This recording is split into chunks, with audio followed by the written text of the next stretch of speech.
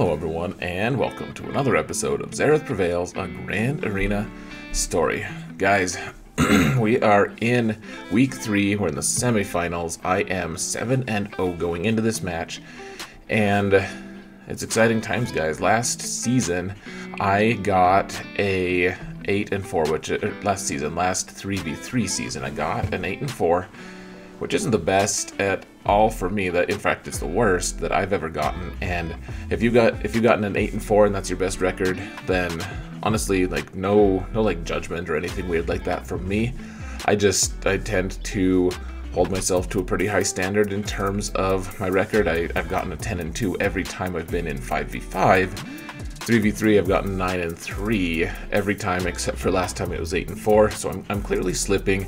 I also have the GA Center to worry about, the standings with my fellow content creators, and there's just a lot to be focused on, guys, and frankly I need to figure out 3v3. I've needed to. So that being said, this is a good opportunity for me to hopefully improve my score or my record to 8-0, and if I do that, then it'll be, I'll probably end up with a better record than last 3v3 season, which obviously that's the goal. And yeah. Anyways, folks, I am excited to show you guys this video. This is just going to be one hit after another hit after another hit, and just like last time, this is all footage from the Gambit Fight Night. Which means that I didn't want to use the footage that we took from that Twitch channel. So if you want to see that original one, you can just go search Gambit Podcast all in one word on Twitch, and it'll pop up. You can watch it for the next 2 weeks, and then eventually it'll make its way over to the Gambit Podcast YouTube channel, which I should probably start promoting, honestly. Not that we're putting out anything new, but it's all the older stuff that we've produced. So anyways, I also forgot to put video transitions, so it might be jarring. I have no idea, honestly. I will just see. It'll be jarring for me as well, because I get to watch it and provide commentary. We're gonna do it all in one shot once again, guys. And the other thing that I very awesomely forgot to do, I took screenshots and I didn't put them in the video. And so really, I mean, the setup is pretty basic. On the bottom zone, my opponent has a Jedi Training Rey team with Han and Chewie. He also, on the top zone, has the Bastila Sean lead team with Jedi Master Luke and Watt. And otherwise his defenses are pretty standard. You guys will see go at the bottom first. And the other important fact about this is my opponent attacked first, which is awesome. Doesn't happen very often, but he attacked me before I was able to go, and that was amazing. And he got stuck on one team, and I'll show you guys the defenses at the end, but it was pretty fancy. So hope you guys like this. This style of video was well received last time, so I hope you guys receive it well this time. I hope you enjoy it. So let's jump into the actual footage. I'm gonna shout out patrons, and then the footage will immediately start with me trying to take down Rey with Han and Chewie. So like I said, thank you guys so much to my patrons. I really appreciate you guys. I love you all. You guys are amazing. Thank you so much for the support.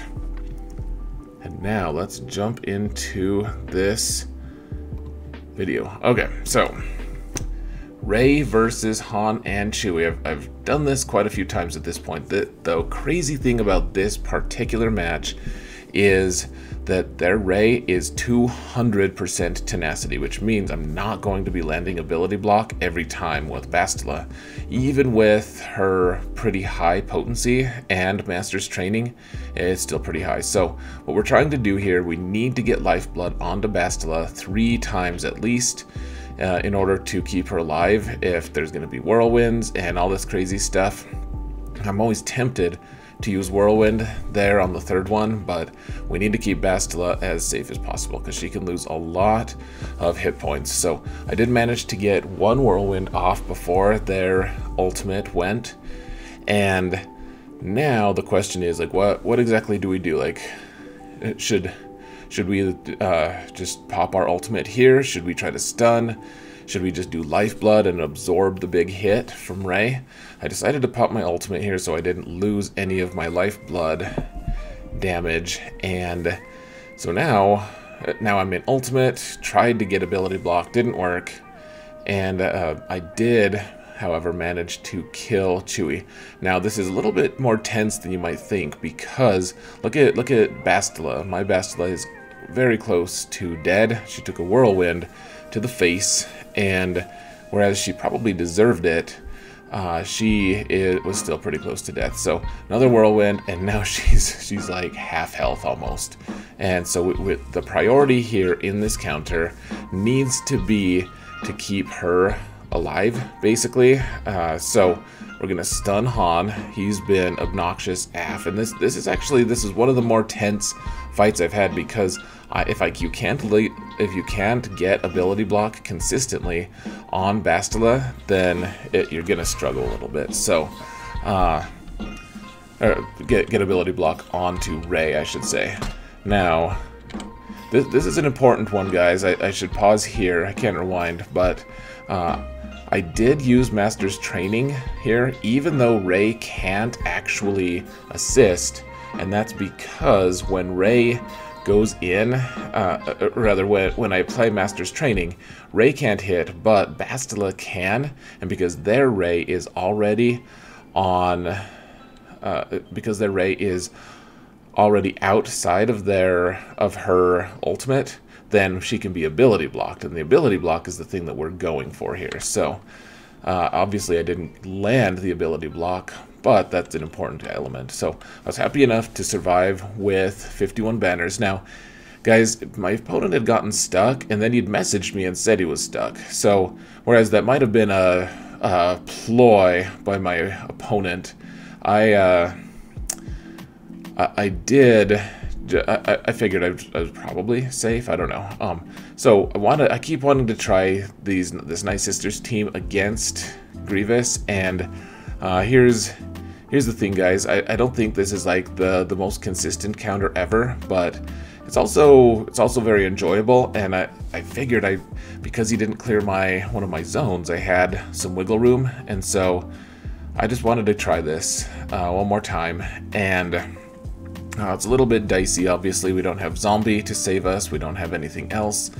I'm trying to hit B2 because my cohort, my peers, Endal and Solo, they were both egging me on. They were trying to get me to, trying to make me do this, and like they wanted me to do other things than what I normally wanted to do. I think the best move would have been just to focus B1 down first. I didn't do that, and I just kind of was wishy-washy the whole time, and I lost. So pretty big fail on my end, like kind of dumb.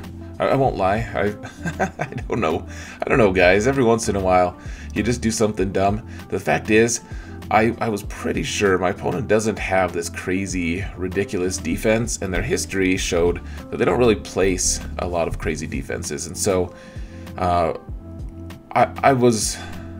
if I had really wanted to get a for sure win against that comp, I would have just taken some clones, because I didn't think I'd need them. Last time, in my last fight, you guys saw against the guy who placed a full defense, I used this Ewok comp to finish off General Grievous, but this General Grievous was having none of that and decided to chop Chirpa's head right off with one of his sabers. I think it was one of the green ones, actually.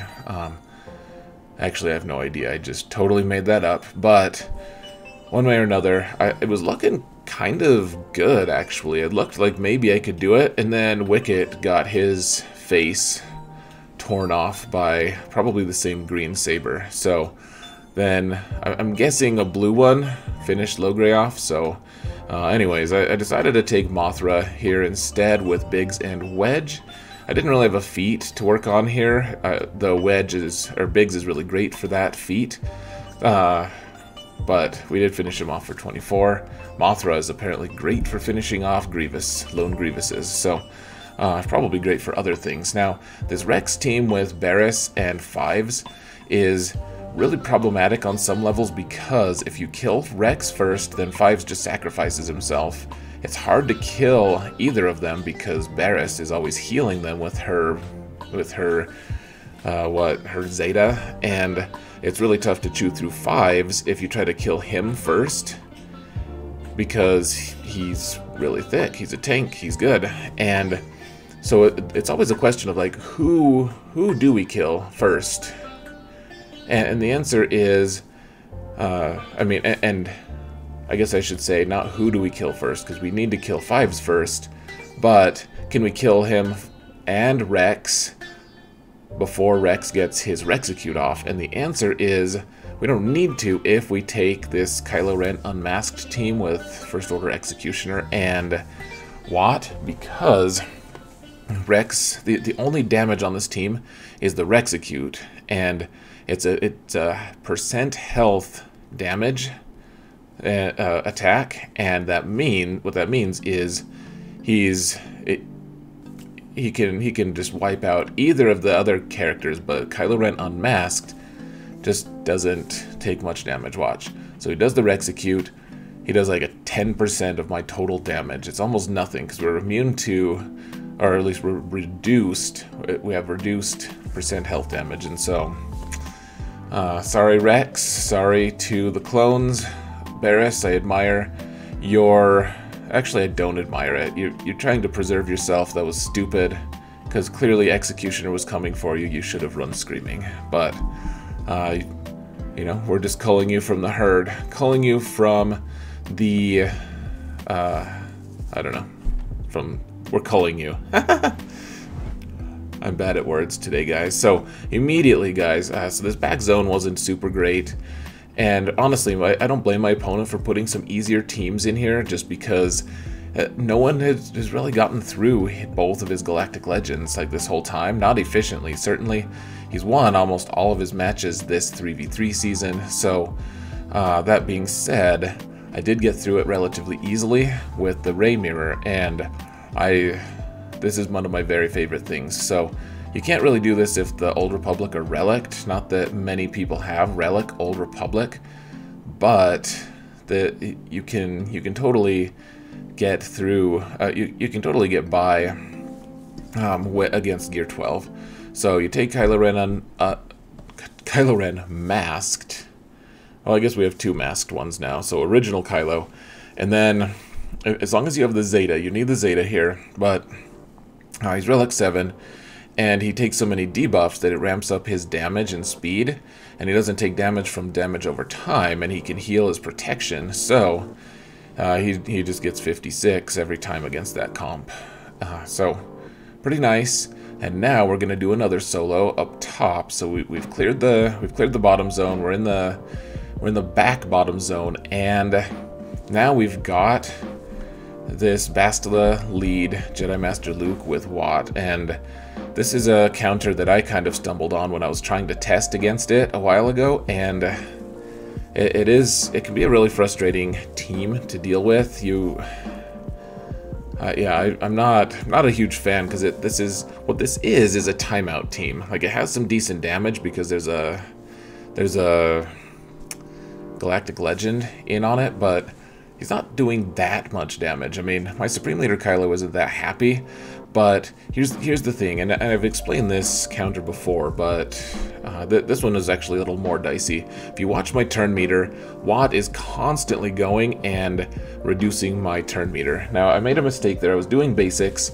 I should have done the poke there earlier. I was able to get a redo, and our whole goal initially is just to build up our stacks of Siphon, and the stacks of Siphon will eventually turn into mastery levels, which translate into increased damage. Supreme Leader Kylo is one of the most fun characters in the game because of his mechanics to increase his power. Like, he starts off decently strong, and as he continues to fight, if he's given the right opportunities, he is just really tough. He's tough to kill, but he also hits like a truck on steroids, in fact.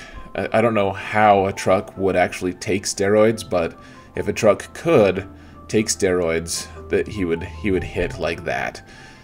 So I was disappointed there at the ultimate. You eventually get the ultimate because you're doing your basics. You're doing 2 hits. They can't reduce your turn meter enough to really deny you that.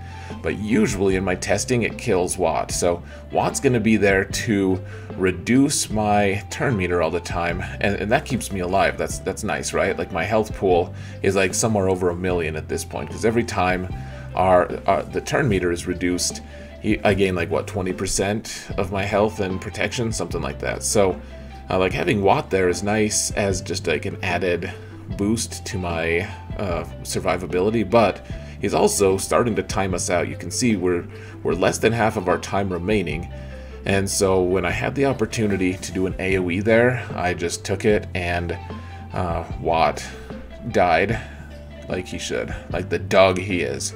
And I don't actually know if he's a dog, but he's got that mask, so it's hard to prove one way or another. Anyways, now that he's gone, we're trying to get to the ultimate one more time. Once we get to the ultimate, so you notice that I did the poke every time. That was just to increase our mastery level as much as possible, or rather our siphon level as much as possible.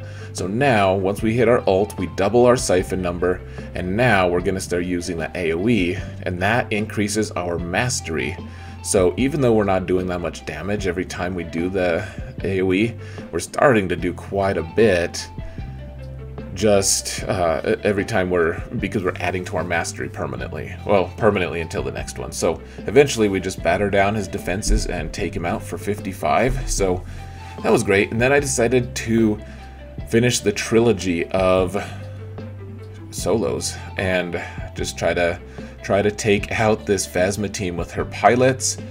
And I don't know if you guys have read any of the comics. I don't read all of them religiously, but the canon of how she like escaped Starkiller base initially it was pretty interesting. Like she ends up killing a bunch of her own pilots because they knew her shameful secret of being in the trash compactor and trying to save herself. So it was kind of, I've always liked that composition. It's just kind of funny. Now I like Kira with Han and Chewie to take out this resistance team, the Fin Poe team. In this case though, Poe was able to stun Chewie, which isn't great because we need all that damage from Chewie from assisting to be super consistent. So I was just taking my time. I wanted to see if Kira, I don't know Kira's kit as well as I probably should, and so therefore I wanted to make sure that maybe she had an ability that would allow me to just, I don't know, maybe it sounds so foolish now. Maybe she had a cleanse and I just didn't know about it. Didn't happen though, and so I eventually made the decision I just needed to just continue on, and I did have enough damage. Unfortunately, we just didn't have quite enough to heal Kira up. She almost died. Gear 12 Kira is pretty squishy, and still 52 is okay.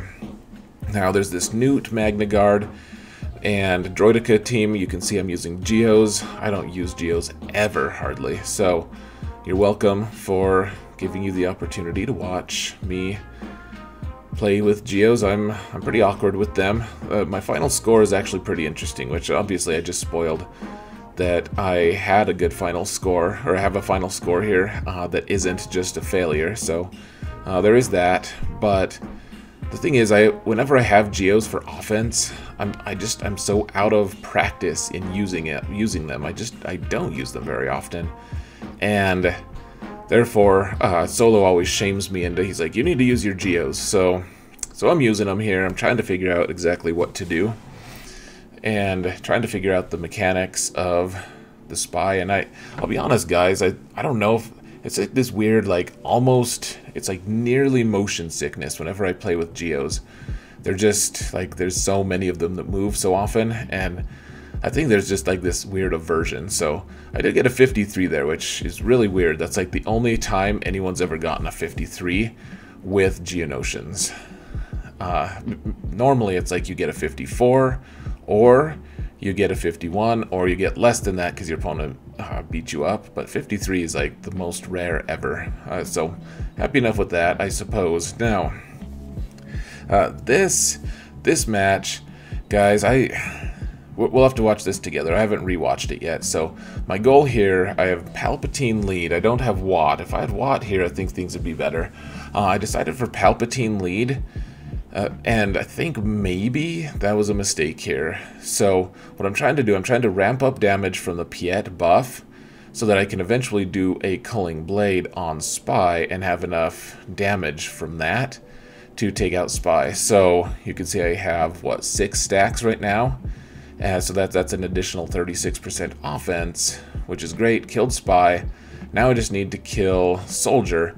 Now, they gave me really poor advice here, guys. I never use Piet, or I use him rarely, and I need to start thinking for myself on this. I was like, oh, maybe I'll just do the AoE first, and that was fine. Eventually, though, Piet has me assign the debuff to Vader, and I think that's a mistake. They were like, oh, they don't have enough damage to kill Vader, and that was absolutely false.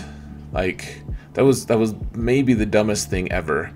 That they said, I'm actually annoyed by this. They were, Solo especially was like, oh yeah, you'll be fine, and then Vader died. Like, it wasn't even close. Like, I just died. It was so stupid. And of course now the Vader's dead, and they've gotten the cleanse, and I'm probably just screwed. Piet, my Gear 11 Piet is dead. And it's like, what can Palpatine do against, what can a man do against so much hate? And one thing I will point out, though, came close to killing him off with Palpatine anyways. Palpatine's first attempt to stun everyone failed to stun anyone. Like, they all just resisted. Like, that was a pretty bad piece of RNG. I'm not saying that I should have been playing it this way anyways. I don't know. Maybe I'm bitter. We'll see. But one way or another, I was trying to figure out if I could just, like, eventually win, even though they can heal and cleanse themselves with just 2 of them, and the answer is not, really. So I died, and I looked at all my teams and realized that I really hadn't needed to use that Palpatine team in the first place. Like, I was just kind of going crazy, now that I'd seen my opponent's ships, or I hadn't seen his ships, but I'd seen his teams, I knew I could clear. And as long as I wasn't, I could be sloppy, frankly. I could be sloppy, and so I wasn't taking time to evaluate the teams like I should have. If I had, I would have just taken Traya to begin with. So you can see I put Isolate on Brute, which is interesting because now they don't call each other for assists, because that linked thing, that linked buff from Brood Alpha is not in play. So now we can just kill Brood Alpha the old-fashioned way. It's pretty interesting to get to do that, I guess. And yeah, apparently Brood Alpha still, or the Brute still dies when Brood Alpha dies, even if he's isolated. I mean, we all knew that, but okay. So they had Padme squad. Pretty good Padme squad too, but I still had Jedi Master Luke with General Skywalker. So this was the hardest team remaining. I figured, sure, why not just kill them with this team? So really, I mean, I've never done this before, but we've got our Galactic Legend here. We can actually, I should have targeted Padme or Anakin there, because we can ignore Taunt with Master Luke. And eventually I got wise to it, but yeah, there's just a certain amount of learning curve to all of this madness. So really, what I was trying to do after a while, I was like, you know what would be really cool is if I could get my ultimate in 3v3. That's something that my buddy Solo has never done.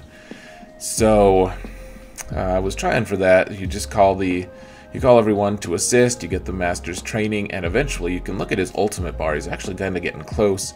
Really hard to get his ultimate in 3v3. It's a good ultimate. Everyone says that it sucks and that they regret it and everything. You can get it super fast in 5v5. I've done it a few times now, and yeah, very possible.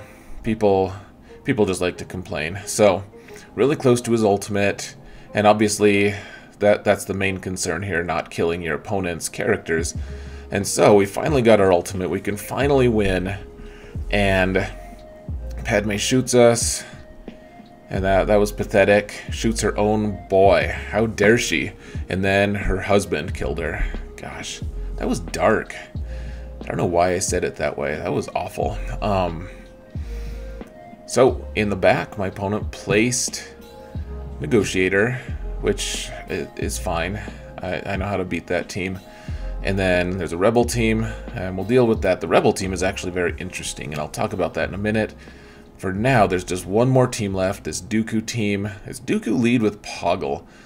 It's so strange. It's like Poggle's just not good in 3v3 unless he's a leader, and he's a legitimately strong leader, so I don't know. And it was a really weak Count Dooku as well. He's only gear 12, so Jedi Training Rey easily beats this.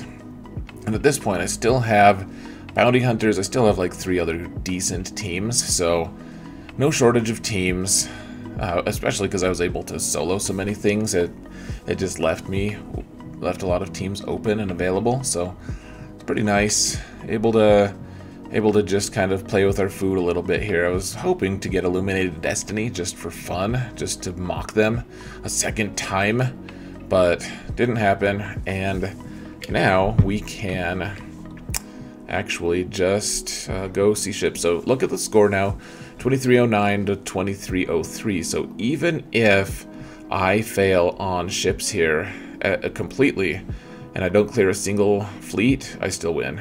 Unless my opponent's being sneaky, in which case he is a rat bastard. But one way or another, so we're taking... Guys, I haven't done this for a long time, so notice there's not Biston here. So I took my own Rebel fleet, hoping that I could target their Falcon before that they were able to go. I later found out that I had just accidentally I'd removed a mod on Biston, like literally on Biston, not the ship. There's not mods on ships, don't worry. But I had removed his triangle for some unknown reason, and therefore I was their Falcon just went first before I think my Biston would have gone first. Maybe I'm just totally off, but one way or another, without their own Biston and without me being able to target the Falcon, decided my initial shot should be with the Falcon into his Houndstooth, so I don't give Houndstooth a taunt, so that I have the opportunity to take out his Y-Wing before Houndstooth taunted, and that's exactly what happened. And now we're just I was trying to get rid of his taunt, which was foolish of me. I think I was just tired tonight. I made a lot of mistakes, but it was foolish of me. I even brought Cassian in, trying to remove the taunt, or dispel the taunt, but I still had Breach on me, so I was gonna just try to snipe out the Millennium Falcon, and then I compounded my errors and just cleansed Cassian, thinking I'd get another turn, but apparently I was wrong about that interaction as well. So Cassian just missed his turn. Falcon was not assisting well this match.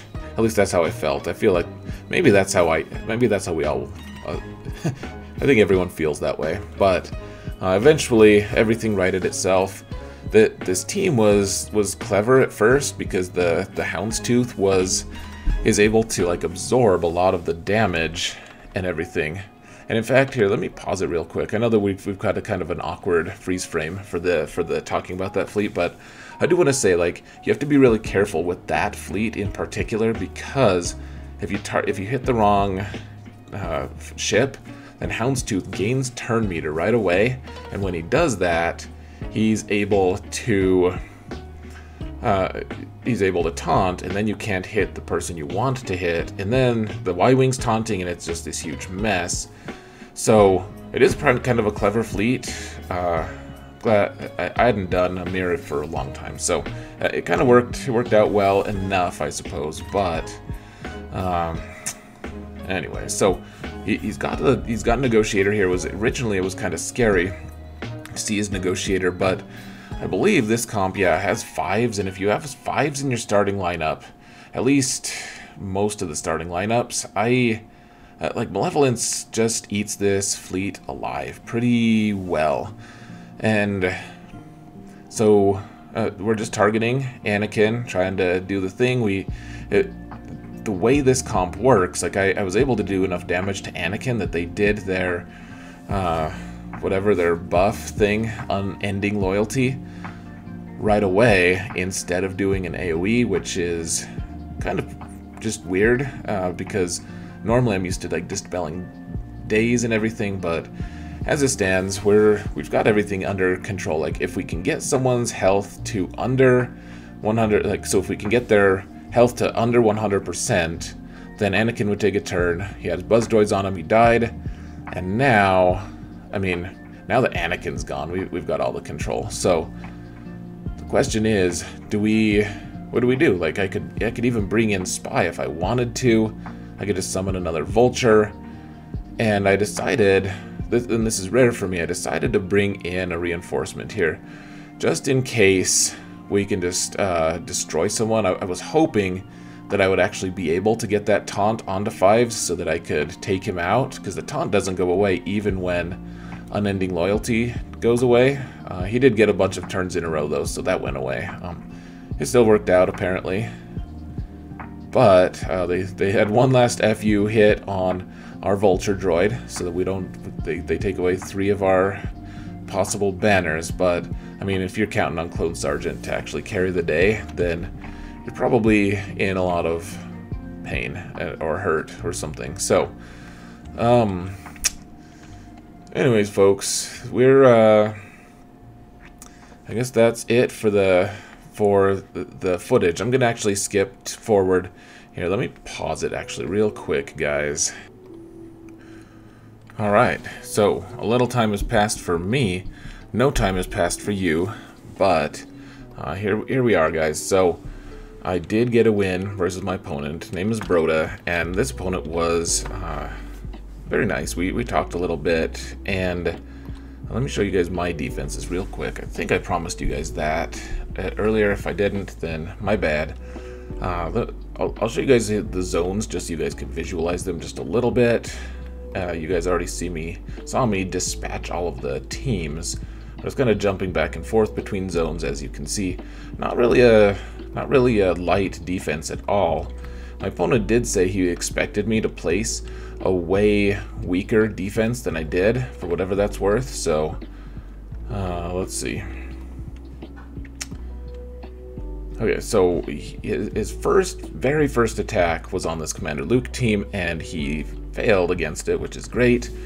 This team has been crazy for me on defense, and otherwise we have Full Bastard Darth Revan and General Grievous. My guess is that he used Supreme Leader Kylo here, because I have an app that tells me, or a bot that tells me what his scores are if they're kind of spread out, and against Darth Revan, I think he got like a 52 or a 53, which is a really strange score, because my own Darth Revan is faster, and so I was pretty sure he wouldn't use Darth Revan on mine, and therefore, like, I think maybe he used Supreme Leader Kylo with a couple extra with him. I'm not sure.